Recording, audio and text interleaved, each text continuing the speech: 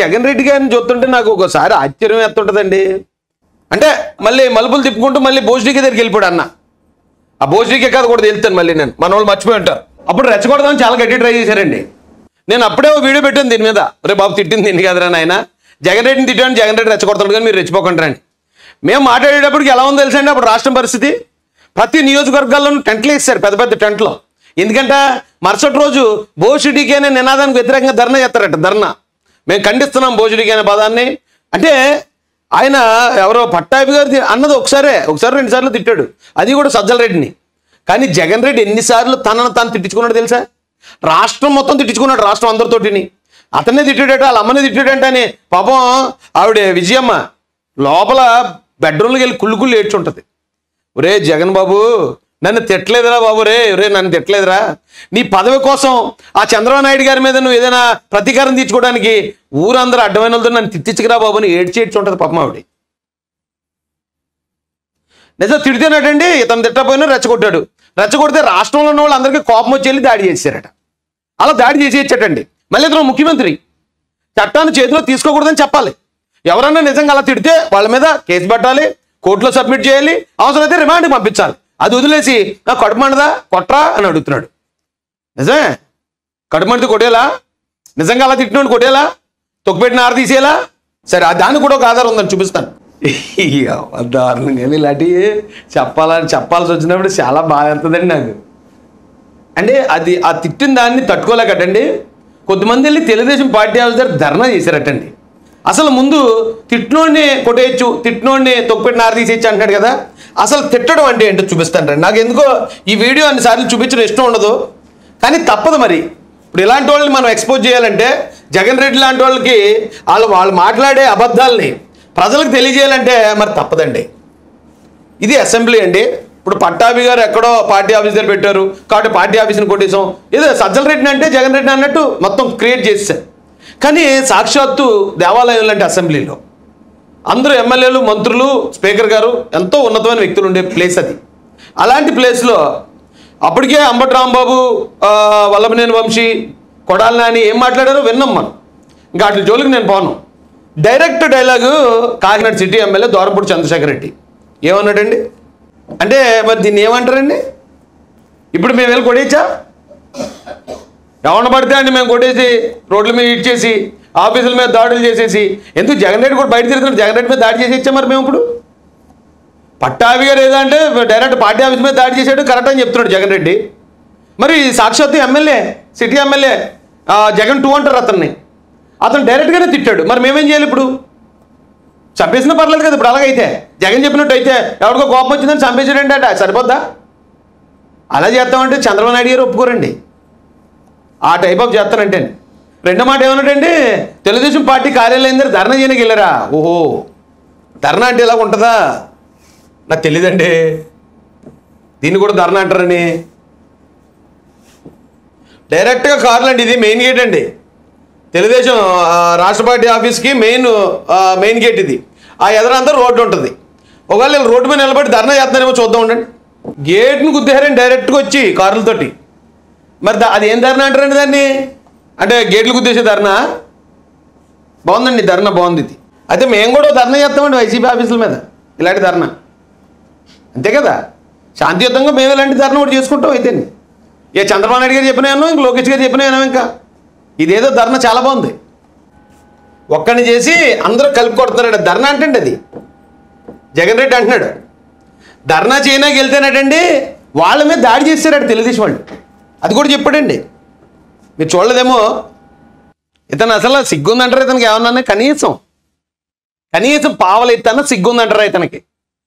ఇతను ముఖ్యమంత్రిగా కాదు కదా, కనీసం వార్డు మెంబర్గా కూడా పనికిరాడు. ఇలాంటి ఇంత అబద్ధాల కోరు. నిజం చెప్పాలంటే అండి, కేసులు అరెస్ట్ చేయాల్సింది నందిగం సురేష్ని కాదు. నందిగం సురేష్నో, దేవినేని అవినాష్నో, లేకపోతే మరొకడు ఎవడో మా జోకర్ రమేష్ గారినో కాదు.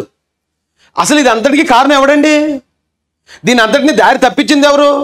ప్రజలందరినీ లేని మాటను నమ్మించి ఇతన్ని తిట్టకపోయినా ఇతన్నే తిట్టాడని క్రియేట్ చేసినాడు ఎవడు? అసలు ఈ కుట్ర కారకుడు ఎవడు? ఆ కాన్స్పిరసీకి కారణమైన బొక్కలు వేయాలి. ఫస్ట్ వేయాలంటే అన్నం వేయాలి. అన్నం అయితే రాష్ట్రం అంతా ప్రశాంతంగా ఉంటుందండి. అన్నోగాళ్ళ నా మీద కోపం పెట్టుకోవచ్చు, తప్పలేదు. కానీ న్యాయం అంటే న్యాయమే చెప్తాను నేను. అవతలడు ఎవడైనా ఆలోచించనండి. కాబట్టి దీని అంతటికీ కారణం ఇతను. ఒకవేళ నందిగాం సురేష్ జనాలు పంపించి కొట్టించాడు, దేవినేని అవినాష్ వేళ పరండాల పాలైపోయాడు, నందిగాం సురేష్ ఏమో జైలు పాలైపోయాడు, ఆడెవడు ఇంకొకడు మా జోకర్ రమేష్ గడు ఎక్కడ దాకున్నాడో, ఏ ఎలక్కన్నంలో దూరేసాడు ఎవరికి తెలియదు, బయట ఉన్నాడు పెద్ద డాబు గౌరలు అయిపోయాడు బాబుడు. ఏటే వచ్చేద్దాము ఏది చంద్రబాబు నాయుడు గారు ఇంటి మీద కానాడు, ఇప్పుడు ఆడింటికాడు వెళ్తలేదట. చంద్రబాబు నాయుడు గారు ఇంటి మీదకి వెళ్ళిపోయి జోకర్ రమేష్ గడు ఇప్పుడు ఆడింట్లో వెళ్ళాడు.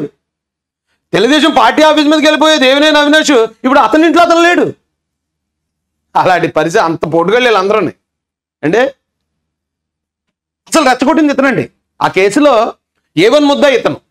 ఇప్పుడు ఏదైనా నేరం జరిగిందండి, పలానా ఓడు నన్ను ఇలా తిట్టాడు, లేకపోతే మా మహిళల పట్ల అసభ్యంగా ప్రవర్తించాడు అని అతను అనకపోయినా అన్నట్టు నేను క్రియేట్ చేసి మా తమ్ముళ్ళని 10 మందిని పంపించాను, చంపించేసాను అనుకోండి, అప్పుడు ఆ 10 మందిని పట్టుకుంటారు పోలీసు వాళ్ళు. ఎందుకు వెళ్ళారా, ఎందుకు చంపారని అడుగుతారు. మా అన్న ఇలా చెప్పాడండి అంటాడు. పోలీసు వాళ్ళు నన్ను పిలుస్తారు, ఏమైనా నిజంగా అతను అన్నాడంటే అనలేదు, నాకు ఏదో కోపం ఉంది కాబట్టి నేను ఇది చేశాను అంటాను. నన్ను కూడా పెడతారు కదా. నేరంలో ఎవడైతే ఉన్నాడో ఆయన్ని అరెస్ట్ చేయలేటండి, నేరానికి కారణమైన వదిలేయలేట. ఇంకా ఇంకా కొత్త రూల్స్ పెట్టు, లేకపోతే ఎప్పుడన్నా ఇలాంటి రూల్స్ పెడుతున్నప్పుడు చెప్పు జగన్ రెడ్డి గారు. తెల్లగా అయితే పేపర్ తెచ్చుకుంటూ రాసుకునే తర్వాత ఐపీసీలోని సిఆర్పీసీలో ఎక్కించుకుంటాం. లేకపోతే ఇతనికి చిన్నప్పుడు బళ్ళకి వెళ్ళలేదు, సత్యమేవ జయితే అని చెప్పలేదు, అబద్ధం ఆడరాదని చెప్పలేదండి ఎవడని. చెప్పక నోటికి ఏది వస్తే అదే. బాబోయ్ నాకు ఏం చేయాలో అర్థం అవ్వట్లేదండి బాబు, అసలు వీళ్ళ అమ్మ నాన్న అనాలండి బాబు. ఇతను అంటాం కాదు, ఈ పెంపకంలో వచ్చింది ప్రాబ్లం. అసలు నేరస్తులు అమ్మ నాన్నే. రే బాబు ఇలా ఉండాలా, ఇలా పద్ధతిగా ఉండాలి, మనం ఇలాగ అబద్ధాలు ఆడకూడదు, మనం బతకడం కోసం ఎదుటోళ్ళని నాశనం చేయకూడదు, కొన్ని విలువలు ఉండాలా, కొన్ని వంకాయలు ఉండాలరా బాబు అని చెప్పలేదు ఇతనికి ఎవరని. ఆ దాడి జరిగిన అంటే తెలుగుదేశం వాళ్ళు వెళ్ళి కొడతారటండి వాళ్ళని. కొడేస్తుంటే ఆ తోపులాట తొక్కిసలాటలాట కొన్ని రాళ్ళు ఇలా కాలుతుంటే ఇలా ఇలా తొక్కులాట ఆడుతుంటారు కదా, టైర్ కింద పడి రాయి ఇలా పైకి లెగుతుంది కదండి, అలా లెగిసి వెళ్ళి పడ్డాయట. అంతేగాని వెళ్ళి కర్రలతో గట్ట కొట్టలేదటండి. ఓరు నమస్కారం రానయ్య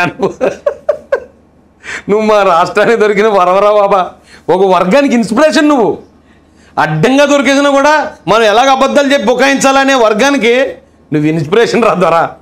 నమస్కారం. వాళ్ళందరికీ ఇచ్చేటండి పాపం, వాళ్ళందరినీ ఐడెంటిఫై చేసేటట, వాళ్ళందరినీ పిలిపించి 41 నోటీస్ ఒకటి ఇచ్చాడట, తాగడానికి ఒక డ్రింక్ ఇచ్చాడట, ఒక బిర్యానీ పొట్లం ఇచ్చాడట, ఓ 2 బూమ్ బీర్లు కూడా ఇచ్చాడట. బా శబాష్లో బలి చేశారా బాబు అని వాళ్ళకి అవన్నీ ఇచ్చి అరెస్ట్ చూపించాడట. అరెస్ట్ చేయలేదండి, అరెస్ట్ చేయకుండా చూపించి కోర్టుకి తీసుకెళ్ళి వాయిదాలు తిరమన్నాడట. అంతే. బా నీలాంటి ఉంటానా, ఈ రాష్ట్రంలో లైసెన్స్ వచ్చినట్టే నేరాలు అన్న ఏ నేరం కన్నా చేయొచ్చు.